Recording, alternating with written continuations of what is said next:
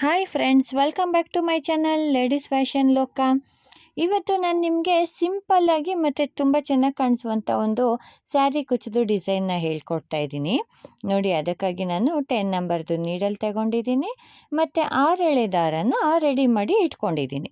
So ಡಿಸೈನ್ನ start ಮಾಡೋದಕ್ಕೂ ಮೊದಲು ಯಾರು ಸಬ್ಸ್ಕ್ರೈಬ್ ಮಾಡದೆ ನೋಡ್ತಾ ಇದ್ದೀರಾ, ಒಂದು ಸಬ್ಸ್ಕ್ರೈಬ್ ಮಾಡ್ಕೊಂಡು ನೋಡಿ. ಹಾಗೆ ವಿಡಿಯೋ ಇಷ್ಟ ಆದರೆ ಲೈಕ್ ಮಾಡೋದನ್ನು ಮರಿಬೇಡಿ. ನೋಡಿ, ಮೊದಲಿಗೆ ನಾನು ಒಂದು ಸಾರಿ ಕ್ಲಾತಿಗೆ ಲಾಕ್ ಮಾಡ್ಕೊಳ್ತಾ ಇದ್ದೀನಿ.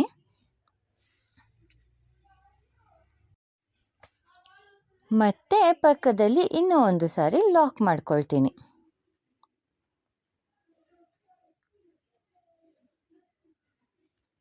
ಇವಾಗ ನೀಡಲ್ ಮೇಲೆ ಒಂದು ಸಾರಿ ನಾನು ದಾರ ಸುತ್ಕೊಳ್ತೀನಿ.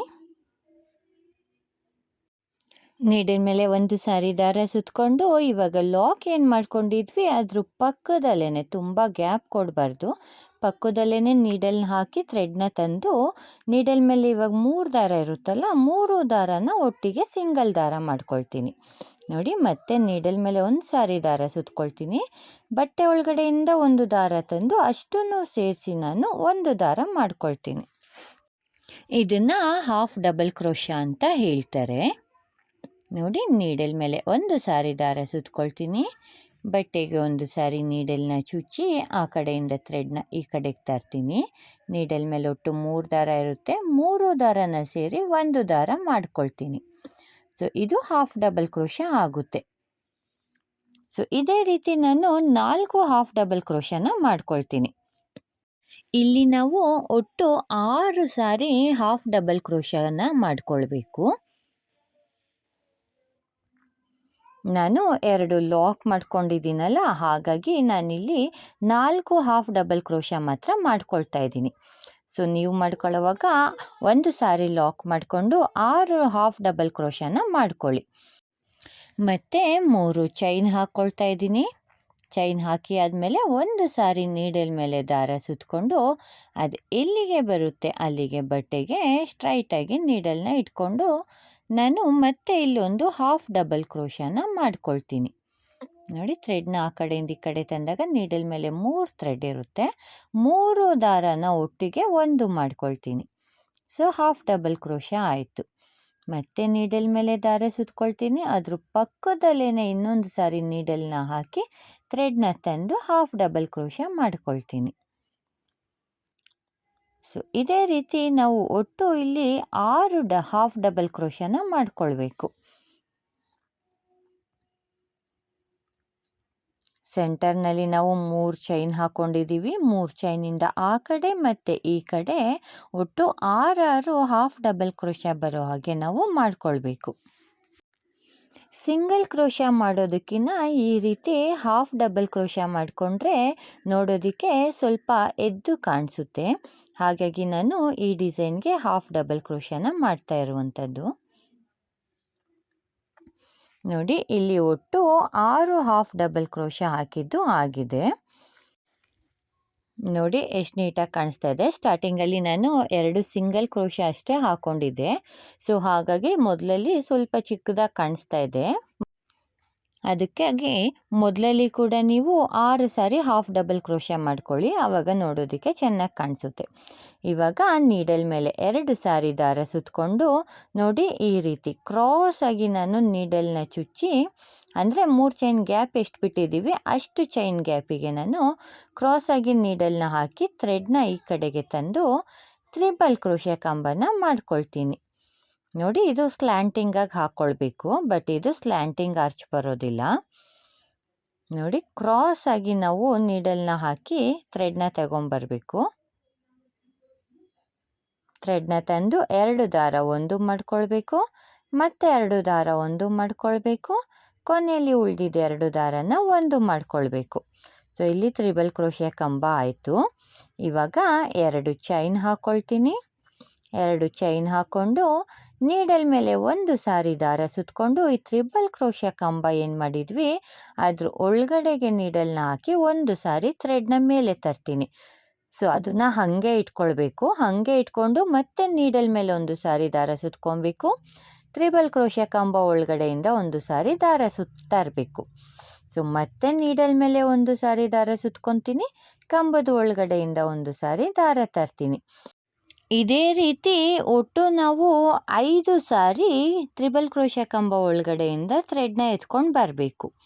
ಅದಾದಮೇಲೆ ಅಷ್ಟು ಥ್ರೆಡ್ ಒಳಗಡೆಯಿಂದ ಒಂದು ಸಿಂಗಲ್ ಥ್ರೆಡ್ನ ನಾವು ತಗೊಂಬರ್ಬೇಕು.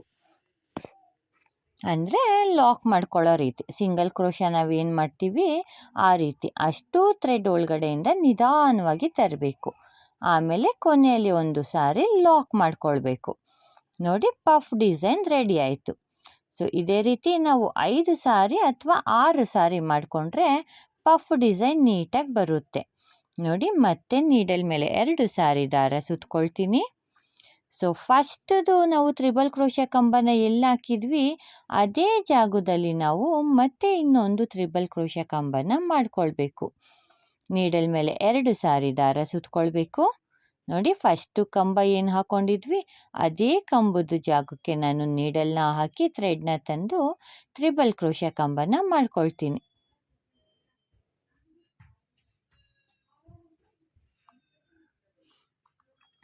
ತ್ರಿಬಲ್ ಕ್ರೋಶೆ ಕಂಬ ಆದಮೇಲೆ 2 ಚೈನ್ ಹಾಕ್ಕೊಳ್ತೀನಿ.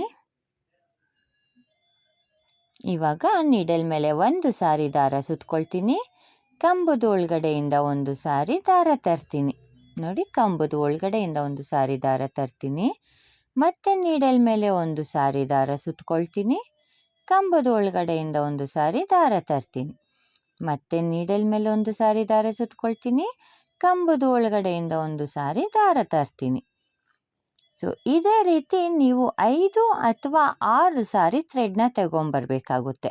ಸೊ ಫಸ್ಟು ಪಫಲ್ಲಿ ನೀವು 5 ಸಾರಿ ತಗೊಂಡಿದ್ರೆ ನೆಕ್ಸ್ಟು ಪಫಲ್ಲಿ ಕೂಡ ನಾವು 5 ಸಾರಿ ಥ್ರೆಡ್ನ ತರಬೇಕು. ಫಸ್ಟಲ್ಲಿ 6 ಸಾರಿ ತಗೊಂಡಿದ್ರೆ 6 ಸಾರಿ ತಗೊಳ್ಬೇಕು. ನೋಡಿ, ಕೊನೆಯಲ್ಲಿ ಅಷ್ಟು ದಾರಗಳನ್ನ ಒಂದು ದಾರ ಮಾಡ್ಕೊಳ್ತೀನಿ.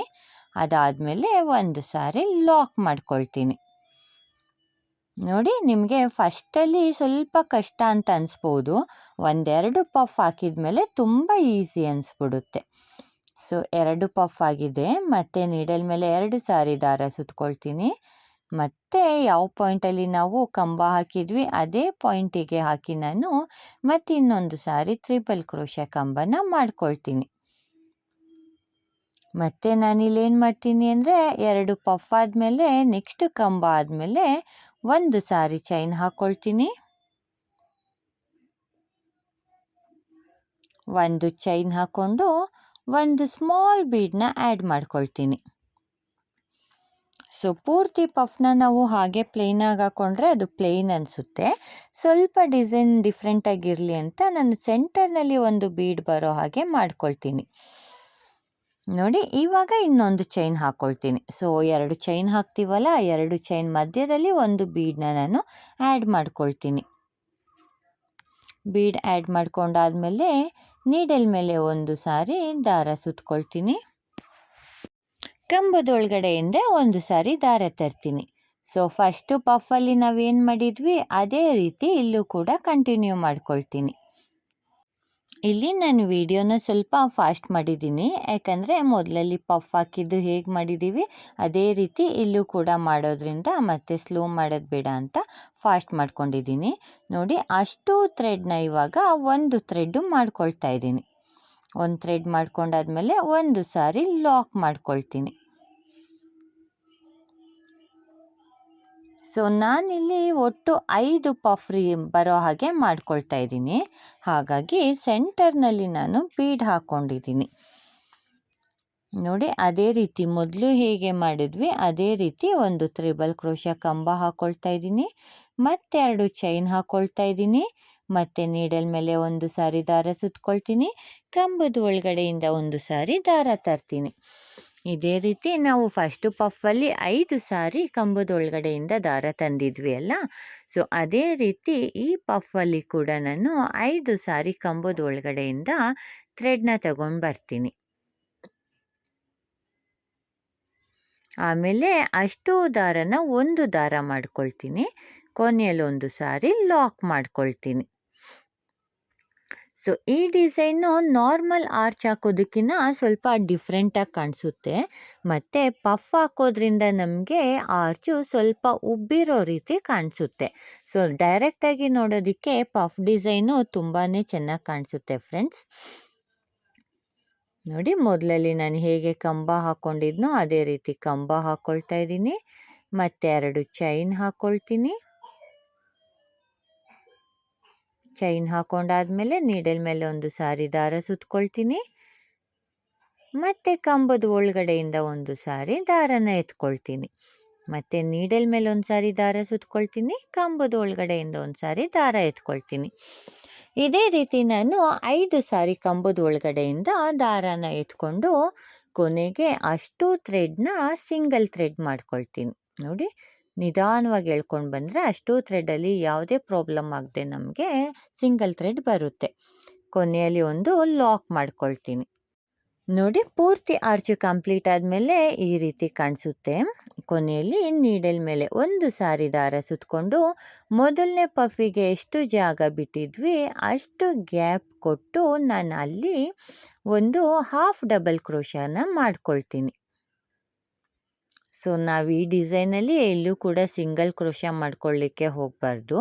ಎಲ್ಲ ಕಡೆನೂ ಹಾಫ್ ಡಬಲ್ ಕ್ರೋಶನೇ ಮಾಡ್ಕೊಳ್ಬೇಕು. ಮತ್ತು ನೀಡಲ್ ಮೇಲೆ ಒಂದು ಸಾರಿ ದಾರ ಸುತ್ಕೊಳ್ತೀನಿ. ಅದ್ರ ಪಕ್ಕದಲ್ಲಿನೇ ಇನ್ನೊಂದು ಹಾಫ್ ಡಬಲ್ ಕ್ರೋಶನ ಮಾಡ್ಕೊಳ್ತೀನಿ.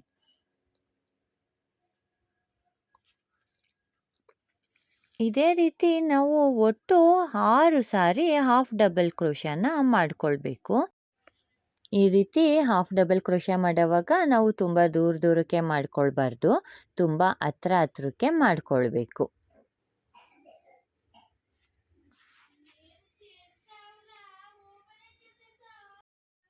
ಈ ಡಿಸೈನು ನಮಗೆ ಸಿಂಗಲ್ ಸ್ಟೆಪ್ನಲ್ಲೇ ಕಂಪ್ಲೀಟ್ ಆಗಿಬಿಡುತ್ತೆ. ಮತ್ತು ನೋಡೋದಕ್ಕೆ ಕೂಡ ಚೆನ್ನಾಗಿ ಕಾಣಿಸುತ್ತೆ. ಡೈರೆಕ್ಟಾಗಿ ನೋಡಿದ್ರೆ ತುಂಬಾ ಚೆನ್ನಾಗಿ ಕಾಣಿಸುತ್ತೆ ವಿಡಿಯೋಗಿನ್ನ ಈ ಡಿಸೈನು. ನೋಡಿ, ಒಟ್ಟು ನಾನು ಇಲ್ಲಿ 6 ಸಾರಿ ಹಾಫ್ ಡಬಲ್ ಕ್ರೋಶನ ಮಾಡ್ಕೊಳ್ತಾ ಇದ್ದೀನಿ. ನೋಡಿ, ಹಾಫ್ ಡಬಲ್ ಕ್ರೋಶ 6 ಸಾರಿ ಮಾಡಿ ಆಗಿದೆ. ಸೊ ನೋಡಿ, ನೋಡೋದಕ್ಕೆ ಈ ರೀತಿ ಕಾಣಿಸುತ್ತೆ.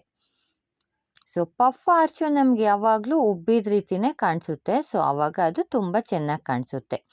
ಮತ್ತು ನಾನಿಲ್ಲಿ ಕುಚ್ಚು ಕಟ್ಕೊಳ್ಳಿಕ್ಕೆ ಅಂತೇಳಿ 3 ಚೈನ್ ಹಾಕ್ಕೊಳ್ತಾ ಇದ್ದೀನಿ. 3 ಚೈನ್ ಹಾಕ್ಕೊಂಡಾದ್ಮೇಲೆ ನೀಡಲ್ ಮೇಲೆ ಒಂದು ಸಾರಿ ದಾರ ಸುತ್ಕೊಂಡು ಅದು ಎಲ್ಲಿಗೆ ಬರುತ್ತೆ ಅಲ್ಲಿಗೆ ಬಟ್ಟೆಗೆ ಮತ್ತೆ ಹಾಫ್ ಡಬಲ್ ಕ್ರೋಶ ಮಾಡ್ಕೊಳ್ತೀನಿ. ಸೊ ಇಲ್ಲಿ ಕೂಡ ನಾವು ಮತ್ತೆ ಪಕ್ಕದಲ್ಲೇ ಜಾಸ್ತಿ ಗ್ಯಾಪ್ ಕೊಡದಂತೆ 6 ಸಾರಿ ಹಾಫ್ ಡಬಲ್ ಕ್ರೋಶನ ಮಾಡ್ಕೊಳ್ಬೇಕು. ನಾನು ಮೊದಲಿಂದ ಹೇಳ್ತಾ ಇದ್ದೀನಿ, ಈ ಡಿಸೈನಲ್ಲಿ ಎಲ್ಲೂ ಕೂಡ ಸಿಂಗಲ್ ಕ್ರೋಶ ಬರೋದಿಲ್ಲ. ಸೊ ಎಲ್ಲ ಕಡೆನೂ ಹಾಫ್ ಡಬಲ್ ಕ್ರೋಶನೇ ಬರುತ್ತೆ. ಯಾಕಂದರೆ ನಮಗೆ ಆರ್ಚಲ್ಲಿ ಪಫು ಉಬ್ಬಿರೋ ರೀತಿ ಇರೋದ್ರಿಂದ ನಾವಿಲ್ಲಿ ಸಿಂಗಲ್ ಕ್ರೋಶ ಮಾಡಿಕೊಂಡ್ರೆ ಅದು ಅಷ್ಟು ಚೆನ್ನಾಗಿ ಕಾಣಿಸೋದಿಲ್ಲ. ಹಾಗಾಗಿ ಇಲ್ಲಿ ಹಾಫ್ ಡಬಲ್ ಕ್ರೋಶ ಮಾಡಿದರೆ ಇದು ಕೂಡ ಎದ್ದು ಕಾಣಿಸುತ್ತೆ ಮತ್ತು ಅದು ಆರ್ಚಿಗೆ ಕರೆಕ್ಟಾಗಿ ಮ್ಯಾಚ್ ಆಗುತ್ತೆ. ನೋಡಿ, ಇಲ್ಲಿ ಒಟ್ಟು 6 ಹಾಫ್ ಡಬಲ್ ಕ್ರೋಶ ಆಯಿತು. ನೋಡಿ, ಮೊದಲಲ್ಲಿ ಹೇಗೆ ಮಾಡ್ಕೊಂಡಿದ್ವಿ ಅದೇ ರೀತಿ ಒಂದು ಆರ್ಚು ಆದಮೇಲೆ ನಾವು ಮಾಡ್ಕೊಂಡು ಹೋಗಬೇಕು. ಇವಾಗ ನೀಡಲ್ ಮೇಲೆ 2 ಸಾರಿ ದಾರ ಸುತ್ಕೊಂಡು ಮೊದಲಲ್ಲಿ ನಾವು ಕ್ರಾಸಾಗಿ ನಾವು ಕಂಬ ಮಾಡ್ಕೊಂಡಿದ್ವಲ್ಲ, ಈ ರೀತಿ ಸ್ಲ್ಯಾಂಟಿಂಗ್ ಆಗಿ ತ್ರಿಬಲ್ ಕ್ರೋಶ ಕಂಬನ ಮಾಡ್ಕೊಳ್ತೀನಿ. ಕಂಬ ಆದಮೇಲೆ 2 ಚೈನ್ ಹಾಕ್ಕೊಳ್ತೀನಿ.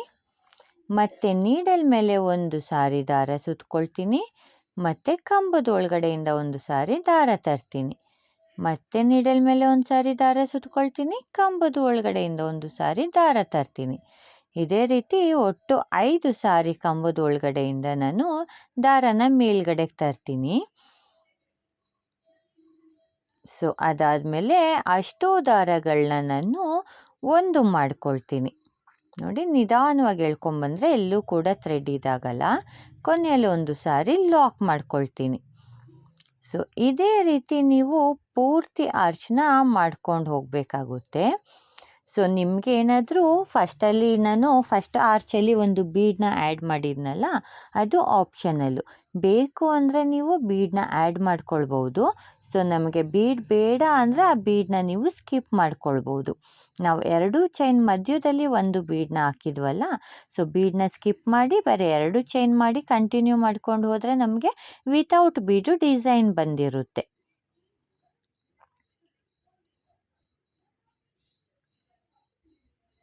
ನೋಡಿ, ಫಸ್ಟು ಪಫ್ ನಾವು ಎಷ್ಟು ತಗೊಂಡಿರ್ತೀವಿ ಅಷ್ಟೇ ಥ್ರೆಡ್ನ ನಾವು ಎಲ್ಲ ಪಫಲ್ಲೂ ತಗೊಳ್ಬೇಕು.